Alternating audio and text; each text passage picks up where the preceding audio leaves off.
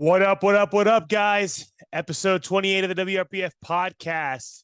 Yo, this is your American Pro recap show. Just rolls off the tongue. What a crazy action-packed weekend. I just got back into Miami yesterday afternoon.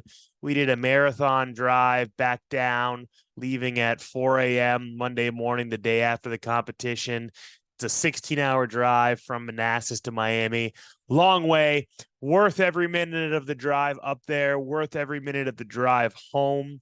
I wanted to start before we get into, recapping the performances and stuff. I want to start by shouting out Micah and Anna. They have absolutely elevated the game of professional powerlifting. As someone myself who's been running pro level meets, since 2018, starting with a hybrid showdown and then into the Ghost Clash, ran 7 pro level meets to date, and this was unlike anything. Absolutely insane. They just keep elevating the bar. All of their staff that they had, from David and his spotting and loading crew, massive shout out to them, and even taking very well all the hate from the other side of things of people coming through. They made the meet run like a well-oiled machine, and I'm super excited to have them down for the Ghost Clash. All the refs for being strict, but consistent. It was an amazing event to be a part of. The venue is second to none. It's such a cool venue. If you guys weren't there, if you guys weren't able to experience it, I know Manassas isn't like Miami. It doesn't sound as exciting, but I'll tell you, all the excitement is there under the arena. Fantastic meet, fantastic event. In my opinion, there were some absolutely standout, amazing performances, but there were some disappointments too. If you look at the lifting cast scoreboards for each day, there's a lot of red, a lot of red, a lot of missed lifts. On top of that, like we talked about in the preview show, a lot of lifters pulling out, unfortunately didn't get to see some of those battles, didn't get to see some of those all-time world record attempts like we had thought and we had hoped. But the athletes that did stand out, holy crap, did they stand out. So we're just gonna jump into it. I have lifting cast open. We're gonna talk about some of the different performances. I was there for all 3 days. I was able to witness a lot of it. There was some of it that I missed on day one on Friday, having to leave a little bit early. But day one was the drug tested day. We have all your overall winners, that we'll go into. Those are posted on the American Pro Instagram if you guys want to see the breakdown of all the winners and their dot scores. The day one drug tested day was primarily raw lifters competing in sleeves. We did have some wrap lifters. We only had one overall winner for women with a 502 dots, Cheryl Moser. But for men, in first place was a huge performance by Christian Kearney with a 562 dots drug tested. That is huge. That is massive. I don't even think he was in our predictions or on our roster of qualified dots that we had, or if he was so low down and had made massive leaps and bounds. That was super cool to see. On the sleeve side of things, like we talked about in the previous show, had a lot of women pull out and really only came out with one over 500 dots from Kinsey Peterson with a 504 dots, which was good enough to lock in first place for her. On the men's sleeve drug tested side of things, all right, Dwardley Edward, massive day, 570 dots for a drug tested lifter. Absolutely insane. Second place to him, we had Nabil. If you guys watched Nabil had one of his, nerve-wracking performances, right? Down to the wire, almost bombing out on deadlift, able to get his third attempt for his final cut to the 148s, hitting all-time world records. Super cool performance to see. Nabil always leaving everyone on the edge of their seats. Other standout performances that we had on the drug-tested day. Not even in the prime time session. We had Sawyer Klatt, sorry if I said your name wrong, Sawyer, in the morning session, who had a massive 9 for 9 day, 385 kilo deadlift, as a junior 242. We're going to see some really, really big things out of Sawyer. That was really cool seeing his performance. I was there in the morning and I'm just like, whoa, what's this guy not doing in prime time? Amazing, amazing performance. Amazing, amazing to see. Like we said, we had Christian Kearney, your overall winner in wraps with that 562 dots. Massive day, and that's considering he still missed some lifts and left some on the board. Overall, the drug tested was super, super excited. It's exciting seeing Liam Newell pull an 886, if my math is correct, a 402.5 kilo total as a 198 junior for an all-time world record drug tested.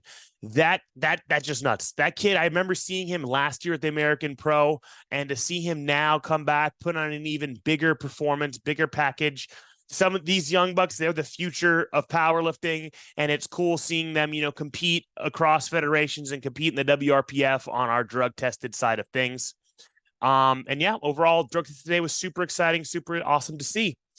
Our sleeve day. All right. So the sleeve day, in my opinion, had a lot of upsets in the aspect that a lot of lifters that we wanted to see on the sleeve day weren't able to make it to competition day healthy. We had a lot of pullouts, a lot of withdrawals, not everyone's still on that roster. So there wasn't as much of that battle of those men over a 500 dots as I had hoped and anticipated. I coach Jawan Garrison, and like you guys heard me on the preview show, and when I talked to Jawan, we had some exciting things planned for him. Jawan, even though it doesn't show that he went 9 for 9 and there's red on there, he didn't miss a single lift. He had a perfect day. His squat opener got called because they swung the mono arm, even though he was walking it out. Instantly gave him the squat command. Just a miscommunication part. They thought that he had put mono on his scorecard, which he hadn't. And we showed the scorecard after the fact, but it was too late. And I'll tell you guys that I'm starting about with Jawan's performance since he's my athlete, and also because to me, he was the highlight of the sleeve day. I may seem biased because he's my athlete, but his performance, no one held a candle to his performance on sleeves day. And me, from a coaching perspective, it was the scariest, craziest flight that I've ever had to coach and handle ever. He had a huge cut. He ended up getting way heavier in this offseason than he ever has, cutting to 181. We were super nervous about him actually making weight. He made weight. Then it came down to me being nervous about his performance. We're used to him cutting. We know he has a good recomp. He had 3 different IV bags, but can performance be affected? Yes, but we still had plans, right? His opener squat stayed the plan regardless of cut with 330 kilos. Smoked it. But like I said, he got called. Right. So that's where I was faced with the most difficult decision of my coaching career ever. Does he retake that 330 kilos that he absolutely dunked? Depth wasn't an issue. Speed was extremely, extremely fast, and waste an attempt, or do we go up to his planned second? I made the call to go up to his planned second. His planned second was an 18 kilo jump. So a 37-pound jump to break his all-time world record from last year's American Pro. Okay. So breaking his all-time world record by 4 pounds. We added a chip to it. We didn't just chip his all-time world record. We added like 2 kilos. I was playing a strategy game that actually some of the judges were a little confused by adding chips on chips on chips. So I chipped his all-time world record, but by 2 kilos, not just by a chip. So I made that 18 kilo jump. And while we're waiting for him to be called for his second attempt, I am just sweating. I am nervous as can be, because even though he's hit that weight in training, I know what he was good for. I knew he was good for that. There's still always the uncertainty of what if something goes wrong? What if he misses? And I made that terrible mistake. Well, comes out for that 348 kilos and absolutely destroys it, absolutely smokes it. All-time world record. I was so stoked. And still have a third attempt. The plan was possibly go for 800 on the day. But considering how much he cut, I wanted to focus on building the total based on the attempts that I knew he needed to lock in the all-time world record total, right? So we just increased 5 kilos from 348 to 353 on his third attempt squat. even though, again, he had more in the tank, but those extra 5 kilos. And again, I didn't increase to 252.5, which would be your usual jump. I increased to 253 because I wanted to carry that chip, okay, to go towards the total, right? Because the total was 915, and I knew we needed to lock in 915.5, and anything above that is extra on the cake. And the only way I can carry that chip is with his world record squat. So when I called for another chipped attempt, they're like, "Oh no, but you're not chipping it by 0.5. Like you're making it." I'm like, "No, that's legal." And so we made that 5 kilo exact jump from 348 to 353. Came out, absolutely smoked it. And that to me was the absolute highlight of the squat portion. That was the only all-time world record squat of the entire day 2 of the American Pro. And he actually broke the only open all-time world records on day 2 across the board. Bench, we took smart attempts, took a 501 second attempt. He had more in the tank. The plan really wasn't to go again for the all-time world record bench like he previously has, which was 238, because we knew that he had cut a lot of weight. So 227.5 was good. 232.5 was supposed to be his third on the best day possible, but we decided just to take 230 just to keep building the total, which was super easy. He had more in the tank. Again, 3 for 3 on bench, just like pretty much 3 for 3 on squat, besides the technicality of the damn monolift. Going into deadlifts, plan was hit his opener, and based on his opener, jump directly to what we need for that 915.5 all-time world record total on a second, and he did. And he absolutely smoked it. He destroyed that 332.5, which was already a competition PR for him right there and then. And then third attempt deadlift was the icing on the cake, which was the plan was to secure the second highest dots of all time and drop Jamal Browner down into third and put Jawan into second right behind John Hack, which would have given him a 625 dots. He locked out the deadlift. To me, it was the most controversial call of the entire meet. I understand the strict judging, and it was just a difficult judging angle where the judges were more towards the front as opposed to the side where I was filming and coaching, where I could actually see his hip crease and his shoulder. And he unfortunately got called for soft shoulders on that deadlift, which kind of cost him that. But regardless, he was your second place finisher, 620 dots, fourth all-time dots. That to me, again, may sound biased. I just wanted to also give you guys kind of the coaching breakdown of what went into it was the performance of the entire day 2 sleeved. All right. John Hack pulling out first as expected. You guys heard me talk about it with him on the previous show. Anything could happen. You know, we could have tried to go crazier with Jawan's attempts if I saw Hack was really on track to have, you know, a bad hack day. But even on a bad hack day, he pulled out a 652 dots, which we wouldn't have been able to catch that.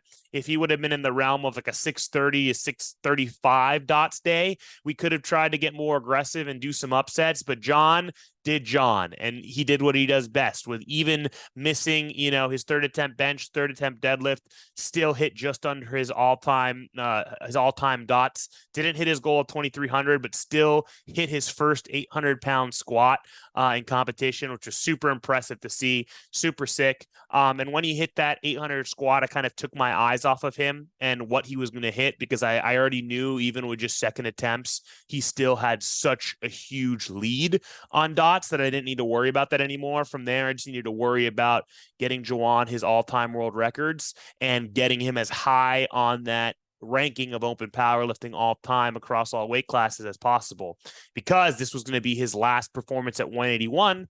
So even though we know he's going to get much stronger without the cut, dots is going to take a hit from that temporarily.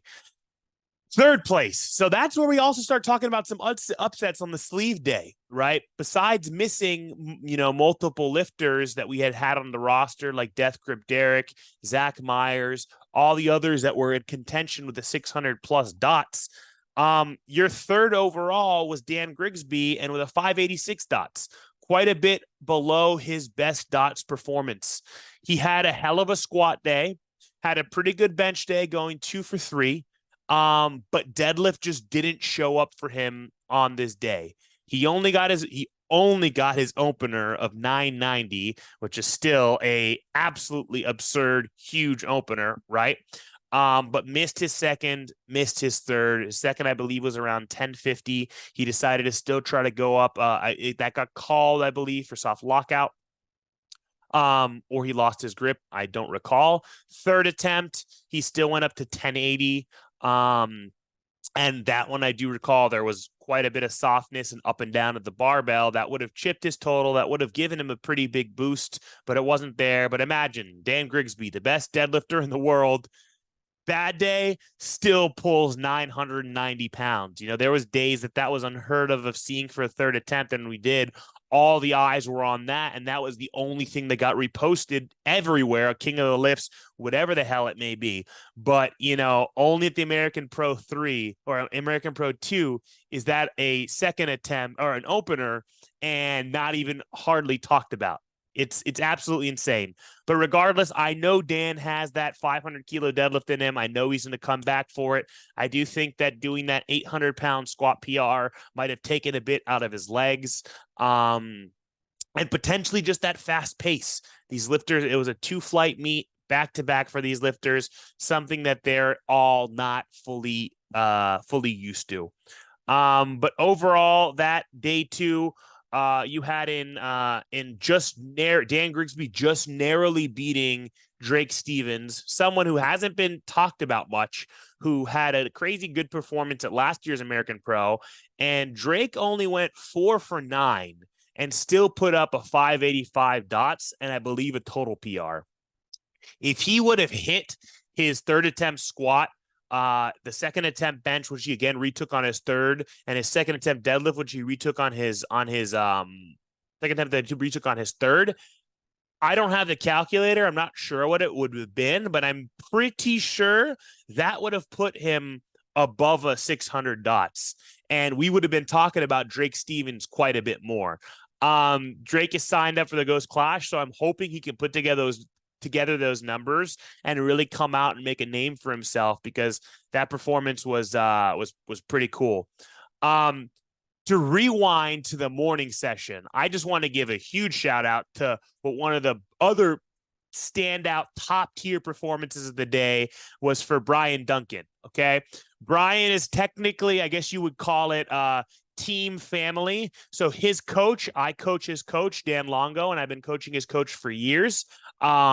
Before he started coaching Brian, I've seen him since he started coaching Brian and seen Brian's progression and progress. Mike and I were actually talking about it, where Brian did Micah's first meet at his original gym, tiny location, and Brian pulled like close to 700, and it was the biggest deadlift of the meet, and it was super crazy. Everyone was super stoked.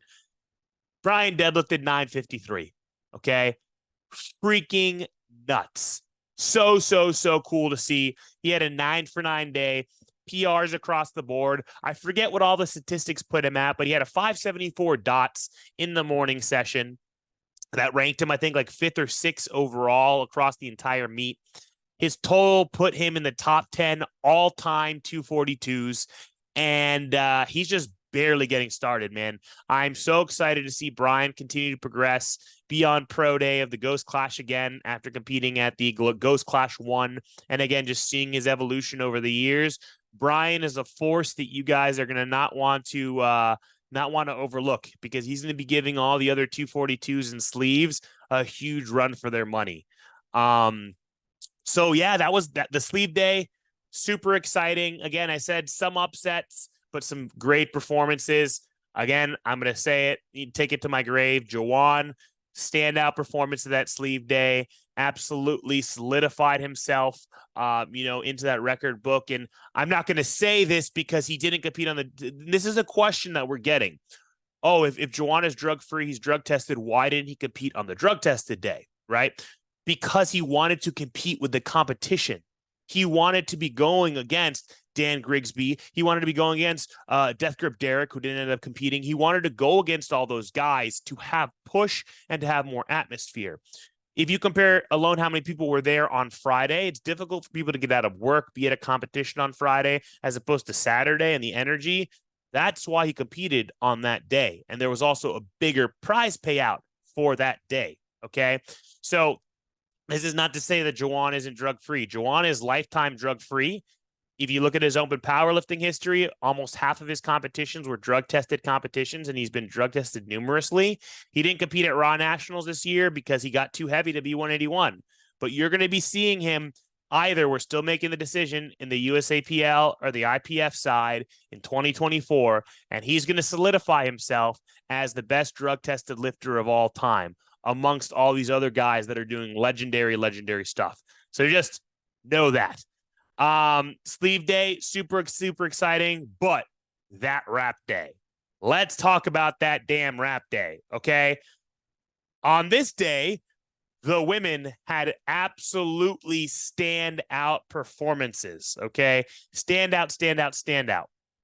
We had some disappointments amongst the men instead on this wrap day, where Blake LaHue, everyone's favorite, to win the wrap day, after having a huge squat day, ended up bombing out on deadlifts. Chad Penson taking first with only hitting an opener squat, injuring his quad. Phil Herndon, who took third, almost bombing out on squat, but getting it together in true Phil fashion. And I'd say the standout performance amongst the men was Fernando Arias with his 600 dots. He had a hell of a day. It was awesome watching his lifts, how clean he lifted, seeing him break the technically wrapped 140 all-time world record deadlift, if you categorize it like that, on his second attempt, and essentially going 8 for 8. He had a hell of a day, which got him second place. But what I really want to talk about, what I really want to highlight, is all of these women. I think this was the highest level of female competition that we've seen in a competition ever. And on top of that, it was in knee wraps. Predominantly, we've been seeing the rise of sleeves, and less and less knee wraps. Well, all these women, they pulled out the wraps and they came to freaking play. Third place needed a 669 dots just to get third place. So let's talk about the main head-to-head battles that we were looking at that you heard me talk about. First, we had the battle of the 165 women. We had Christy Hawkins, who has, after this performance, officially, if she wasn't already the female GOAT, she was able to, after having a 700 dots, was able to overtake Mariana with a 711 dot, solidifying her as the highest dot score of all time across women and men. Absolutely insane. Hitting an all-time world, breaking an all-time world record squat, 310 kilos, not just breaking it, decimating it. I believe she broke it by 12 and a half kilos, maybe 15 kilos. Huge increase. Having just a normal bench day for her and just hitting her typical, as she said, and only hitting her deadlift opener. Still managed with that deadlift opener to solidify herself as the best female power lifter of all time. She was in the running of that battle of those three women. When we were looking at those three women, we knew that Christy was going to, because of her numbers, unless she had a terrible day, she was going to come out victorious from the weight class battle. The battle that I was really excited to see was the three of them going back and forth for the all-time world record deadlift. Brianni has held that all-time world record deadlift. Christy has then taken it from her. Christy was the current holder of the all-time world record deadlifts in the 165s.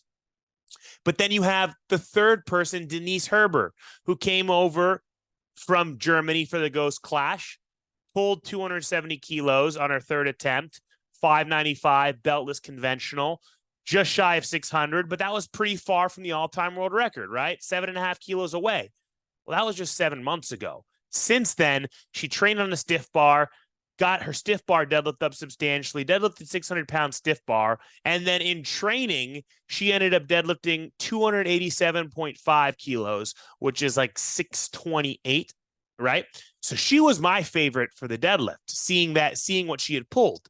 But then Brianni posts, I think after Denise, that I believe Brianni pulled 282.5 or 285 kilos in training. And I'm like, oh my gosh, both these women, 7.5 kilos over the all-time world record deadlift. Christy more posting just squats, but Christy does massive, crazy deadlift sets. And she was already the holder at 277.5. So I was super excited to see that battle unfold. Christy hits the lightest opener of the women was Denise with a 260 kilo opener, smokes it. Right after her, Christy comes out for 262.5, which gave her the all-time world record total, gave her the highest dots of all time. Insane performance. Then Brianni comes out, 270 kilo opener, much higher than these other ladies, right? Freaking smokes it. Like scary, scary fast. At this point, I'm like, who's going to come out on top of this deadlift, right? Second attempts, Denise calls for 280, which is the all-time world record already. Chrissy only calls for 275. And Chrissy comes out before. Chrissy misses it on grip, hand slips. Denise comes out to that 280, and that's the all-time world record. She's breaking the all-time world record by 2.5 kilos. Absolutely smokes it. But looking at it, I was wondering how much more was in the tank. It was a bit of a grind, right? And it's only her second attempt. She has the all-time world record, but what are these other ladies going to do? Well, Brianni also called for 280, comes out, matches it. Now, the all-time world record still went to Denise because she had the lighter body weight. So I was wondering at that point, well, why didn't she add a chip to it? Why didn't she try to come out? Well, that's because she had bigger plans for the third attempt. Third attempts roll around. Christy comes out for her same 275 again. Hand couldn't hold on. Doesn't matter. She still solidified herself in legendary status. 291 is loaded on the bar for three different ladies. We had Denise, Sam Rice, which we're going to rewind and talk about Sam Rice's performance in a second, and Brianni. Denise comes out for it first, gets it to her knees, misses it. 291 kilos. This was chipping Sarah Schiff's heaviest female deadlift of all time, who had competed the day before and had attempted to break it, but unfortunately she was injured and didn't get it. So Denise gets it up to the knee, no lift. Sam Rice comes out. We're going to talk fully about Sam's performance because, again, she had a standout, massive day. Coming back into wraps, she's always been a sleeved lifter, and coming out into wraps had an absolutely crazy squat performance, narrowly missing her third attempt. Huge bench day for her, and going 3 for 3 on deads and not being talked about her performance enough because Brianni pulled it after the fact and Brianni was the lighter lifter. So it stole the spotlight slightly, but both of those ladies deserve so much respect and so much credit for what they did because both of them back to back broke and made history. Sam coming out first, that 291 kilo deadlift, heaviest deadlift ever done by a female, and the only female to do it at under 200 pound body weight. Historically, all the heaviest deadlifts have been done by heavier or super heavyweight females, and she's in the 181 class. Comes out, smokes it, and then Brianni comes out to take the all-time world record from Denise that Denise had hit on her second of 280. And again, Brianni's not just chipping her Denise's second 280. She's breaking it by 11 kilos. 11 kilos. So just to put this into perspective, going into this competition, the 165 women's all-time world record deadlift was 277.5, 611 pounds. It left the competition at 641 pounds, okay? Brianni increased that record by 30 pounds and was the lightest woman to ever hold the heaviest deadlift of all time. Absolutely insane. Her and Samantha both hitting the same weight, and getting to see them battle it out and hopefully see them battle it out again is going to be super exciting. But again, Sam's performance, I was super excited to see because this was her debut in wraps and she made some noise, a 676 dot score with a missed squat. If she hadn't missed that squat, that would have bumped her up so much higher. I hope we get to see her again in wraps soon because I know she wanted to make a run for that 700 dots, and I think it's within arm's length for her. I think she had more in the tank for that deadlift, and she's going to be able to push Brianni and help push the envelope of what that heaviest female deadlift of all time. And what's so crazy to see is that the holder of this is now a sub 200 pound lighter mid-weight class female. Absolutely insane. Brianni's already said she wants to come back for 300 kilos. Sam Rice already said she's going to come back and she's going to hold that heaviest deadlift of all time. All those women were just so exciting to see. Hunter Henderson, she didn't have the day that she wanted. She didn't have the performance that she thought or she expected, with the exception of her bench. Her bench was a standout, absolutely freaking insane bench day that she had. Her third attempt being 167.5 kilos, 369 pounds for a 181 lifter, female lifter. Absolutely freaking nuts. Her squat, when I saw her squat opener on the board, I thought it was a mistake. I'm like, wait, she's opening at 295. She's opening at 650. What? An opener? That's insane. Because I was watching her training. I didn't see her posting any squat videos leading up to the American Pro. So I don't know if she was injured, keeping it under wraps. She smoked her opener. Absolutely beautiful. Jumped to 307.5 kilos, which was an all-time world record. That's like 678. I don't think I'll ever squat that in my lifetime. And unfortunately missed it on her second and third attempt. It'll be really cool to see, when she dials in whatever it was that was missing, whether it was technique-wise or was the weight cut that got to her, or whatever it may be, seeing her push the envelope towards a 700-pound squat. I believe, I don't have lifting cast open, but I believe only one other female has ever squatted 700 pounds. I believe that's April Mathis. And that was done many years ago. So it'll be really, really cool to see her push that envelope and see what she could do. But even on a not best day for her, on a 6 for 9 day, she managed to get third place with a massive 669 dots, which narrowly just pushed out Denise Herbert, which had a 658 dots. Who else did we have on the top? Brianni Terry, 653 dots. Think about that. Only at the American Pro does a 653 dots get you fifth place. Okay. Fifth place with a 653 dots. Another really, really good performance. Brittany Bowell, she's competed at the last two Ghost Clashes, and to be able to see her continually progress. 642 dots. Guess what place that gave her? Sixth place. Sixth freaking place with a 642 dots. Just nuts. That female competition was so cool, so fun to watch, so much energy, and a great way to close out the American Pro 3.